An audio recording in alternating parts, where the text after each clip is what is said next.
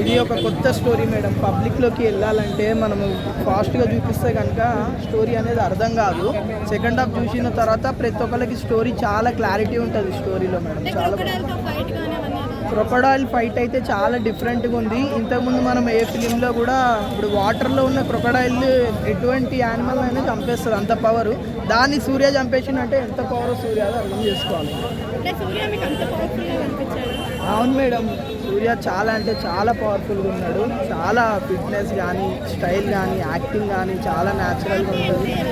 Karthik entry క్లైమాక్స్లో kick ఇచ్చి కుమ్మేశాడు.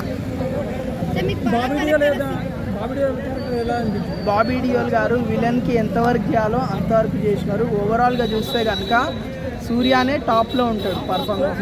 మరో యానిమల్ రేంజ్లో ఇచ్చారనుకోవచ్చు బాబీ డియోల్ గారు. అవును, మరో యానిమల్ రేంజ్లో నిజంగా ఖచ్చితంగా మూవీ బీట్ చేస్తుంది యానిమల్ పర్ఫార్మెన్స్ విషయంలో. డిఎస్పి అంటే నిజంగా చెప్తున్నా మంచి మ్యూజిక్ అంటే మంచి క్వాలిటీ. Rating 5/5 rating.